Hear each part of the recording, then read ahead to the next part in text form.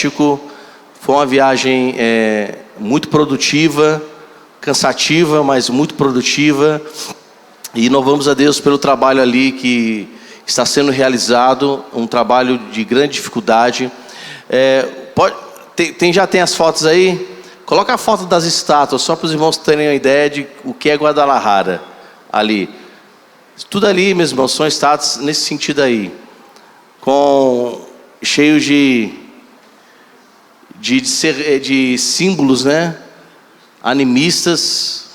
Você é um cavaleiro em cima do cavalo. Se você chegar em perto, meus irmãos, o cavalo é terrível.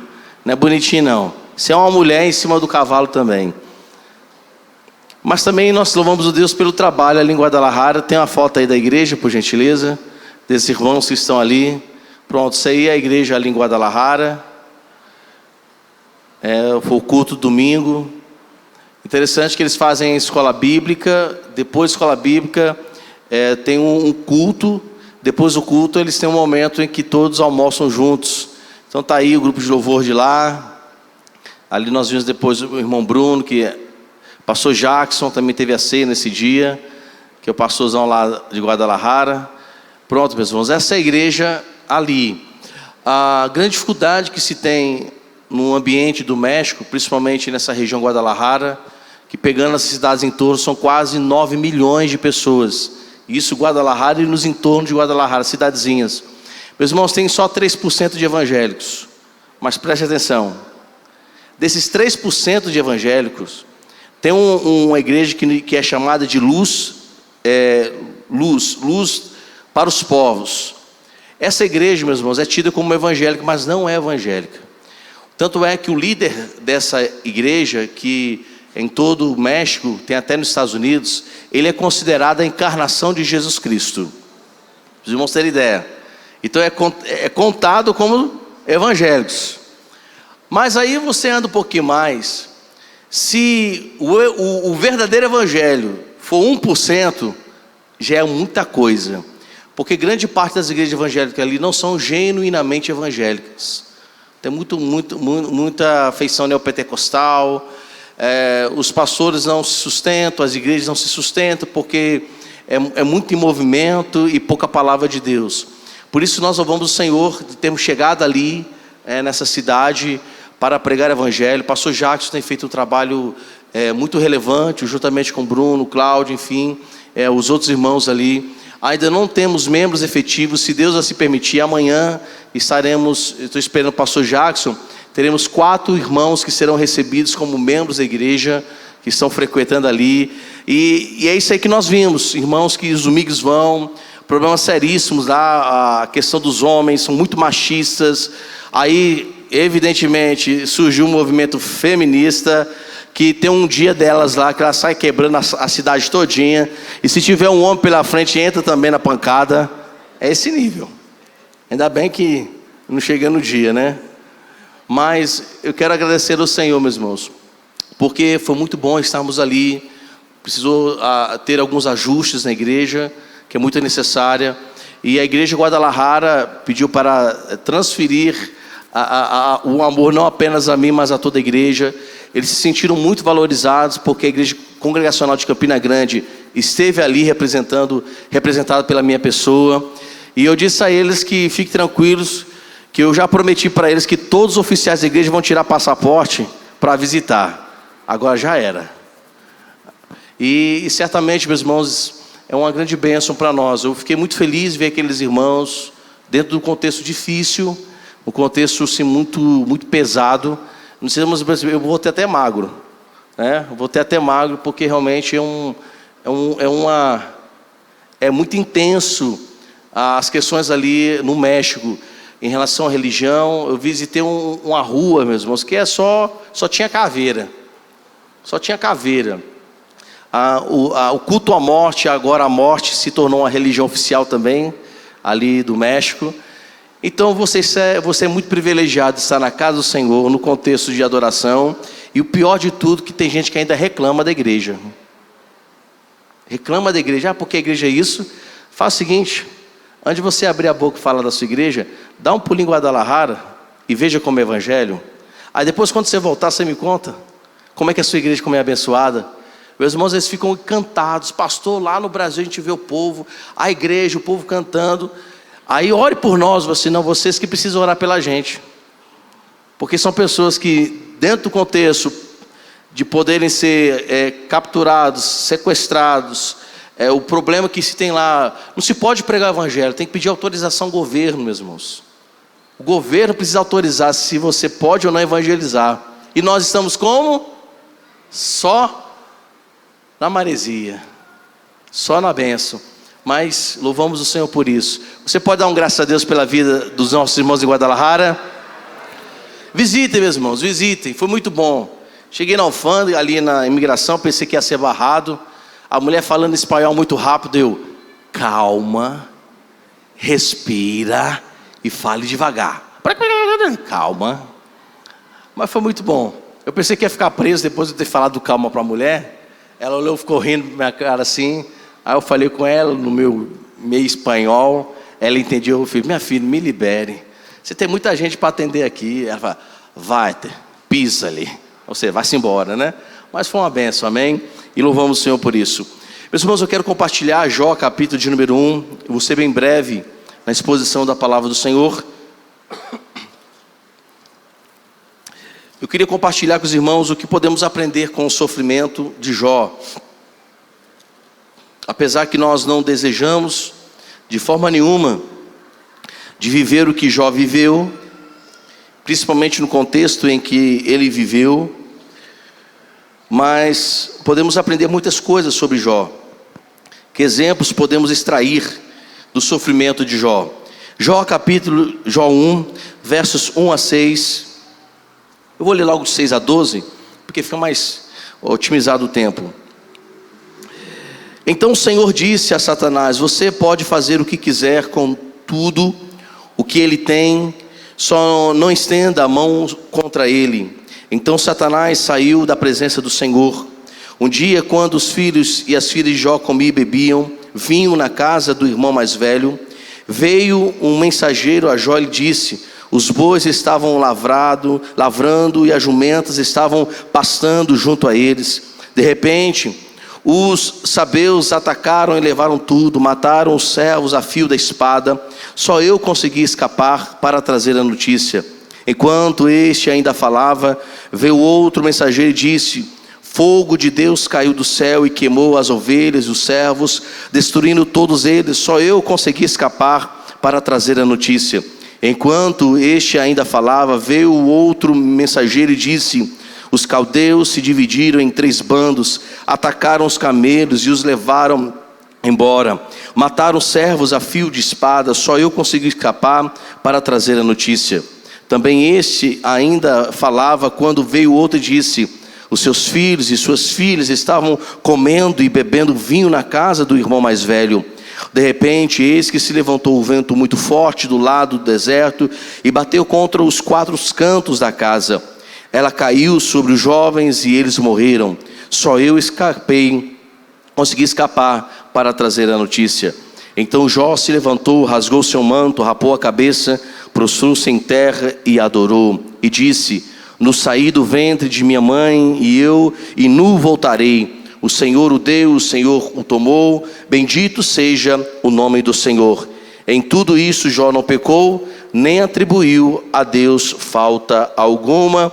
Que o Senhor aplique em nós a sua palavra, poderosa palavra.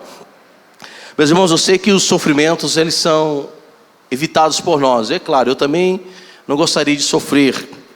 Nenhum de nós gostaríamos de padecer com problemas ou adversidades.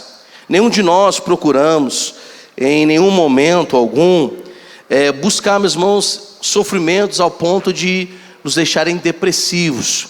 É evidente que, infelizmente, alguns procuram a morte, procuram tirar a sua vida, porque a dor, o sofrimento que está muito nítido no coração, muito patente na sua alma, faz com que ele pense, é melhor que eu tire a minha vida, porque eu não aguento mais sofrer. Isso tem sido muito notório nos dias de hoje, muito frequente, infelizmente. Mas se eu estou sofrendo, se eu estou padecendo, se a minha vida tem sido uma vida de grandes lutas, o que eu vou fazer com isso?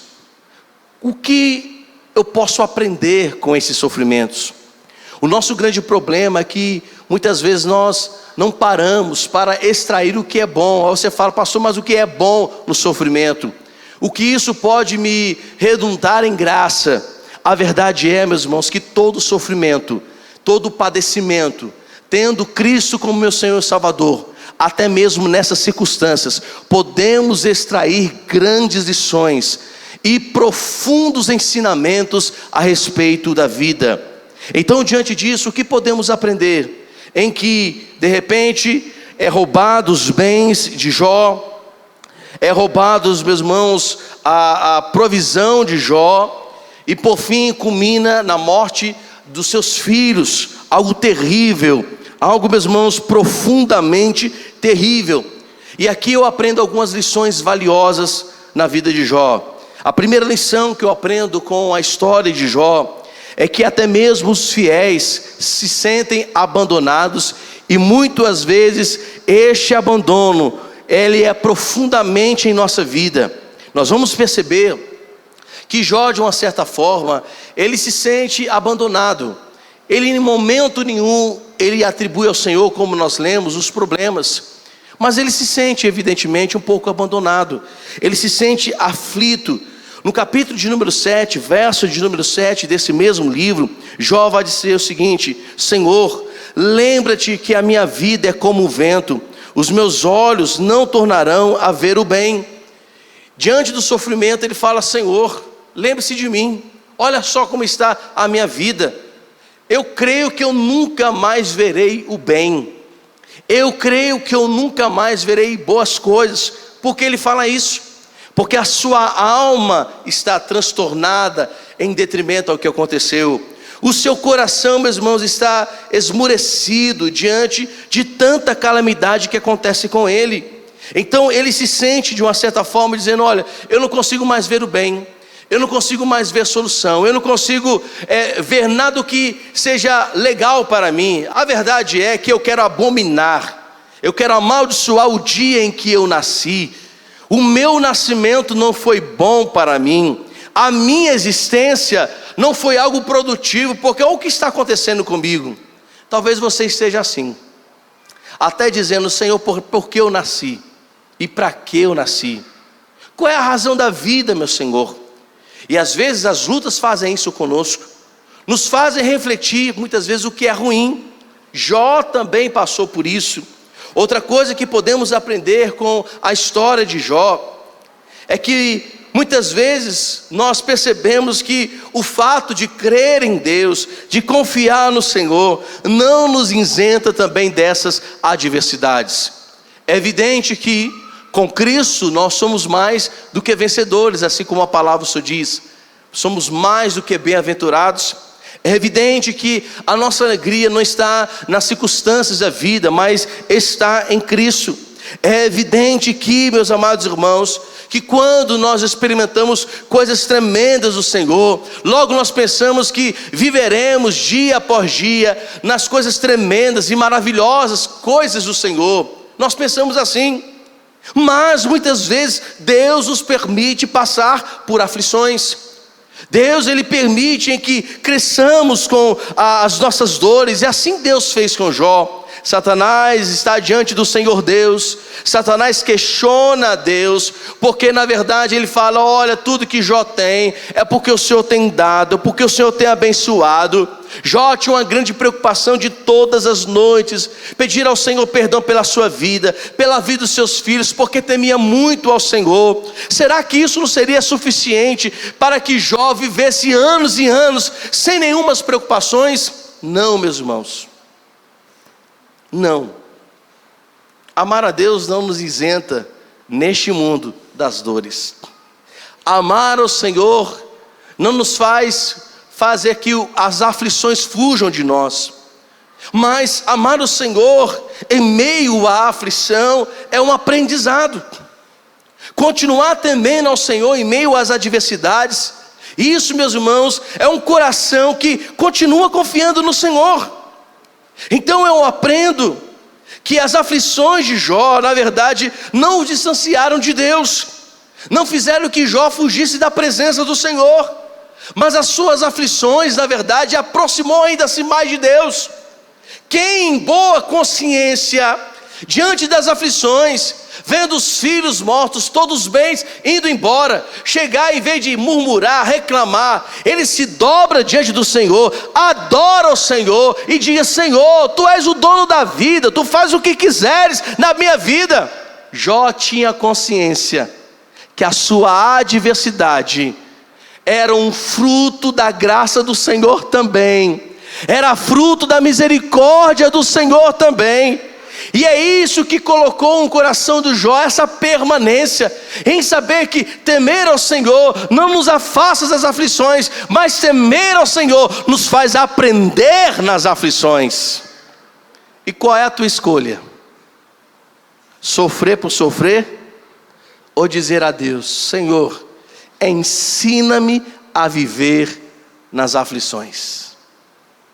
Aonde nós estamos? Parados murmurando porque tudo não está bem? Ou estamos parados e refletindo, dizendo ao Senhor Deus: Senhor, ensina-me a viver nas adversidades. Ensina-me, Senhor, mostra-me, ó Pai, qual é o Teu propósito, porque eu quero vivê-lo. Mostra-me, Senhor, qual é a Tua vontade nessa adversidade, porque eu quero crescer no Senhor. Pessoas que entendem a importância das adversidades, entendem que as tribulações geram sobre a vida do verdadeiro crente motivos para dar graças a Deus, motivos para crescer, assim como Paulo escreve em Romanos capítulo 5, que a tribulação na vida de um cristão não gera, meus irmãos, desilusão, não gera desesperanças, ao contrário, gera sobre a vida deles perseverança, experiência e esperança. E Jó nos ensina isso. Em que lado você quer crescer? Crescer na aflição, que chama outra aflição, ou você deseja crescer na aflição e aprender com ela? Qual é a tua escolha, meus irmãos?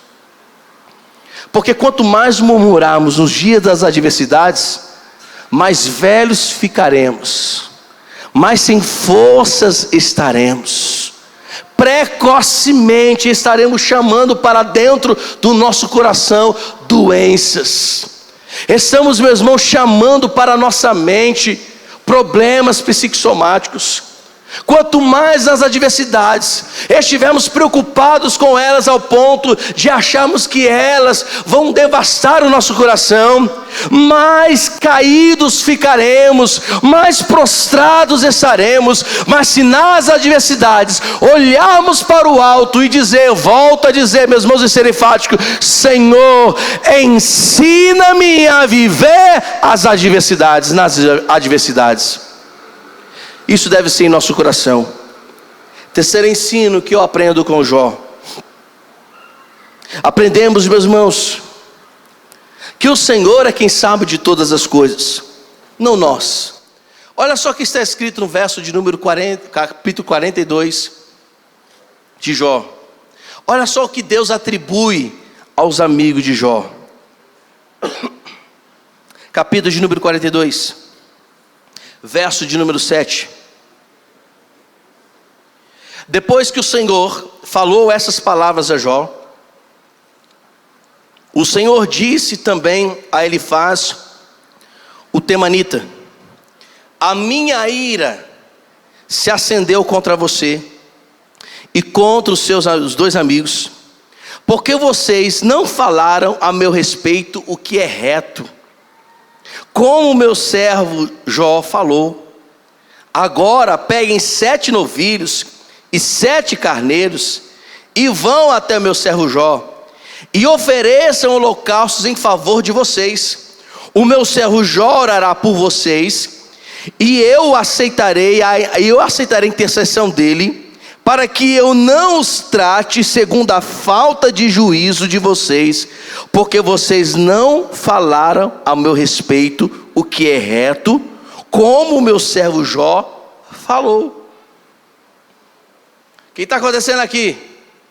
Os 3 amigos que vieram chorar as dores de Jó. Depois que Jó chora as suas dores, aí começa, pastorzão, os conselhos. Eu acho, Jó, que está acontecendo na tua vida porque Deus não se agrada de ti. Aí começa os espirituais. Eu acho, meu irmão, que tu está desse jeito porque tu está em pecado e o pecado está bravo. É verdade. Nós sempre pecamos. Os amigos de Jó começaram a colocar minhoquinhas na cabeça dele. Começaram a colocar indagações que não eram indagações de Deus. Meus irmãos, não bastava apenas o sofrimento da perda dos filhos de Jó. Ele tem que tratar com a sua esposa porque está profundamente amargurada pela morte de seus filhos. E um problema sério aqui é que muitas pessoas atribuem a dor da mulher de Jó, que essa mulher era louca. Não, meus irmãos, perca 10 filhos. Perca. Quantos relatos já ouvi de mulheres no momento do parto, está ali nascendo um menino, e a mulher tendo que desejar a morte, porque a dor do parto é intensa. Isso já acontece com mulheres. É porque a mulher não quer a vida? Não, meus irmãos, porque a dor é muito intensa. Vai perder 10 filhos. Ela expressou o seu profundo contentamento em relação a tudo. Jó tendo que lidar com isso, ainda chega gente para dar mais conselhos, por mais que eles fossem sensatos nos que estavam falando, mas eles não disseram nada conveniente, e o que deveria ser falado de verdade. Começam a dizer coisas, falar coisas, e isso evidentemente Jó que não retrucava, ele estava ouvindo. Porque uma pessoa que diz, Senhor, eu amaldiçoo o dia que eu nasci, qualquer palavra depois que viesse, era verdadeiro no coração de Jó. Falavam, ao ponto de que, se a gente lê do capítulo de número 37 em diante, Jó começa não a blasfemar contra Deus, mas começa a se indagar a Deus em sua soberania, no bom sentido, na sua vontade. Senhor, por causa disso, por que isso, por que aquilo? Ó Senhor, por que não fizesse dessa maneira? Aí, em vez de Deus responder como nós sabemos, Deus responde perguntando, onde que você estava, Jó, quando eu criava todas as coisas? É como Deus estivesse dizendo, Jó, antes de você existir, eu já era Deus. Antes de você tomar conhecimento de qualquer coisa, eu já existia. Você não estava presente o dia que eu criei os céus e a terra. Você não estava presente enquanto eu fazia a gravidade da terra ser existente nela. Você não existia enquanto eu colocava os firmamentos sobre todo o universo. Onde você estava, Jó? Porque ele começou a pensar assim? Porque infelizmente más conselhos começaram a fazer com que o cérebro de Jó pudesse pensar algumas coisas, mas graças a Deus que em nenhum momento ele atribui, Jó atribui a Deus todos os enganos do coração que estava recebendo também dos seus amigos. Ao contrário disso, é Deus, meus irmãos, que chama, ele faz e fala, olha, vá dizer para os teus amigos, o que vocês falaram a meu respeito não tem nada a ver com aquilo que eu penso, mas eu vou ser misericordioso. Quem vai orar por vocês é quem recebeu o conselho de vocês. Maus conselhos, é ele que vai orar por vocês. E por causa de Jó, eu vou receber a oração e eu vou ter misericórdia da vida de vocês. Já pensou se Jó falar, Senhor, acaba com os 3, esses infelizes, colocaram minhoca na minha cabeça, e Deus fala, tá certo Jó, eu vou conceder o que o seu coração pede. Mas não, Jó mesmo em meio à aflição, ele ora pelos 3 amigos, e Deus tem misericórdia. E por fim, o que eu também aprendo sobre a vida de Jó, e eu quero apenas, meus irmãos, aqui ser enfático uma coisa: tome cuidado com quem você vai buscar conselhos quando você estiver aflito. Tome cuidado da pessoa que você vai procurar conselho, porque a gente costuma buscar conselhos aonde? Dos nossos amigos. Nem todos os nossos amigos têm conselhos bons para dar. E eu quero aprofundar um pouquinho aqui. O que estava acontecendo na vida de Jó, somente Deus é quem poderia explicá-lo. Somente Deus. Porque não era uma ação do homem para o homem, era uma ação de Deus para o homem. Existem as adversidades que nem o pastor André, junto com o pastor Moisés, poderá lhe explicar determinadas coisas. Existem situações na nossa vida que nem a irmã da igreja com cabelos brancos, experiente, poderá explicar algumas situações. Porque existem coisas que somente é de Deus para o homem, e acabou.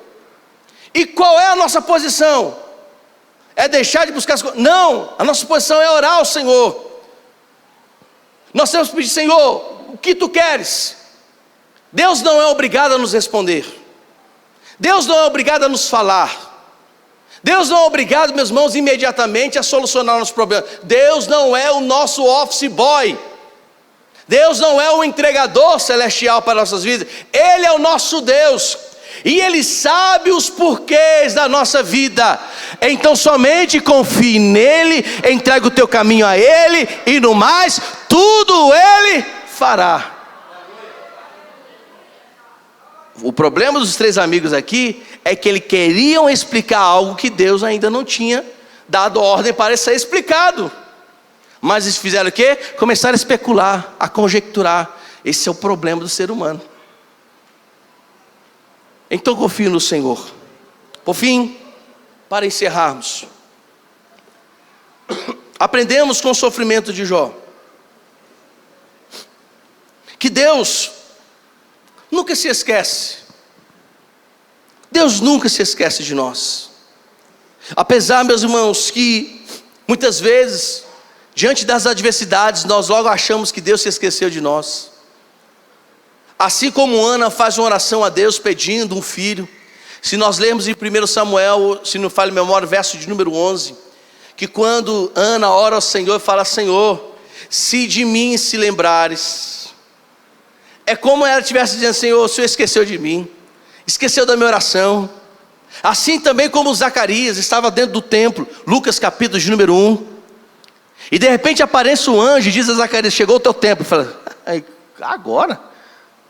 Tanto tempo o senhor podia chegar antes, mas chega agora. Já estou velho. Meus amados irmãos, Deus nunca se esquece de nós. Deus se lembra, Ele se lembra de todas as nossas coisas, de toda a nossa vida. Nós não estamos abandonados. O fato que nós vemos uma palavra, uma frase que parece ser um jargão. Olha, meus irmãos, olha, Deus na verdade nunca se esqueceu de nós. Mas isso é verdade, Deus Ele não se esquece de nós. O sofrimento de Jó estava sobre ele, mas Deus estava ao lado de Jó. Deus contemplava todo o sofrimento de Jó. E se Jó, meus irmãos, permaneceu em pé, é porque Deus estava com ele. Talvez Jó não percebia isso, mas Deus estava com Jó. Talvez você não perceba diante das adversidades que Deus não está contigo. Ele está contigo todos os dias. Deus não se esqueceu de Jó. Não esqueceu de nada do que Jó fez. Olha só, meus irmãos, o que ele mesmo disse. Jó, capítulo de número 1.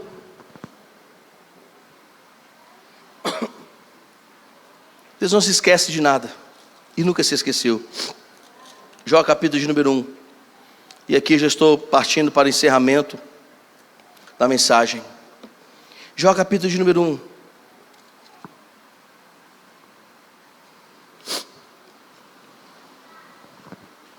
Verso de número 8. Olha a expressão de Deus a Satanás. E o Senhor disse a Satanás: você reparou, meu servo Jó? Diante de tantas pessoas, Deus observa quem? Jó. Deus não se esqueceu de Jó. Porque na verdade aqui o que está acontecendo, quem está lembrando a Satanás sobre Jó é o próprio Deus, não Satanás que está dizendo primeiro a respeito de Jó. Não foi o inimigo das nossas almas que chegou para Deus e falou: olha, eu vim aqui, Deus, falar sobre Jó. Quem é que faz menção primeiro a Satanás sobre Jó? O próprio Deus. Isso é a prova que Deus ele observa detalhes da nossa vida. É onde que Deus faz um elogio. Ele é um homem temente, ele é íntegro, ele me teme, ele se desvia do mal. E isso, meus irmãos, me traz muito conforto, porque eu sei que em toda a trajetória, Deus estava. Capítulo 42, nos fala que o Senhor o abençoou. O Senhor, Deus, derramou sobre ele a abundância.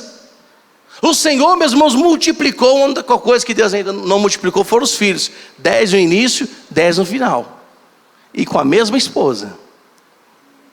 Mas os bens, Deus, meus irmãos, tomou Jó para si, disse: olha, ele é um exemplo de homem, é um exemplo de vida, Satanás. Então Deus, ele se lembra sempre de nós. Ele nunca, meus irmãos, fechou os olhos em relação às nossas vidas. Porque Deus, ele está acima de todas as coisas, ele nos conhece melhor do que nós mesmos. E nada melhor do que confiarmos as nossas vidas ao Senhor. Nada melhor do que entregarmos a Deus o nosso coração. Nada melhor do que nos assentarmos diante da sua presença e dizer: Senhor, faça comigo o que o Senhor quer. Nada melhor, meus irmãos, na vida de Jó, do que ter confiado no Senhor, porque Deus em todo momento se lembrava de Jó. E é por isso que quando a gente olha para o capítulo 42, e aqui gostaria que os irmãos aplicassem no seu coração. Mas antes de eu ler esse verso, os irmãos sabem, eu tive o privilégio de nascer no berço evangélico. Meu pai é pastor, já foi pastor daqui dessa igreja. Meu pai, um homem que era um evangelista nato, um dom que Deus deu para ele. Mas quando eu era pequeno, muitas vezes eu vinha para a igreja porque meus pais obrigavam a vir na igreja. Isso foi até os 8 anos. Tinha dia que não queria ficar em casa dormindo, não queria ir para a escola bíblica. Até o dia em que eu confessei Jesus Cristo como o Senhor e Salvador. Interessante que eu confessei Jesus nessa igreja, eu tinha 8 anos. E quando eu confessei Jesus, meus irmãos, não sei se os irmãos lembram, que o capítulo que eu li da palavra de Deus que me levou à conversão foi o capítulo de número 13 de Apocalipse.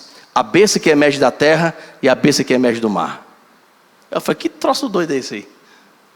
Aí comecei mesmo pequeno a estudar o livro de Apocalipse. Eu vi: meu Deus do céu, meu pai não me... Isso com 8 anos, meu pai não me garante salvação, minha mãe não me garante salvação. Deixa eu correr logo aos pés de Jesus Cristo, porque o dia que ele voltar, eu não quero ficar. A partir daquele momento, eu não via mais a igreja porque eu era obrigado. Tinha prazer de estar na igreja. A partir daquele momento em que eu confessei Jesus Cristo como meu Senhor, isso mudou a minha concepção em relação à casa do Senhor. Eu gostava de vir sim, mas tinha dia que não tinha aquela disposição. Aí meu pai falou: tu vai para a igreja, menino. Eu vinha com cara e borrada. Volto a dizer, mas o dia que eu confessei a minha vida a Ele, essa concepção mudou no meu coração. Olha que coisa interessante. Capítulo de número 42, verso de número 4. Disseste: escute, porque eu vou falar, farei perguntas e você me responderá.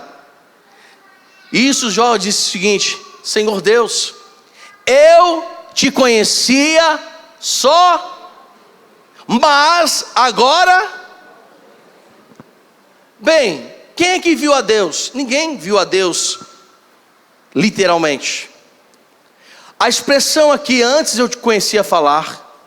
Jó, meus irmãos, estava trazendo à memória que muitas coisas que ele conhecia a respeito de Deus eram conhecimentos que eram verbalizados pelos seus pais, porque era uma tradição os pais contarem, principalmente o pai contar sobre as histórias.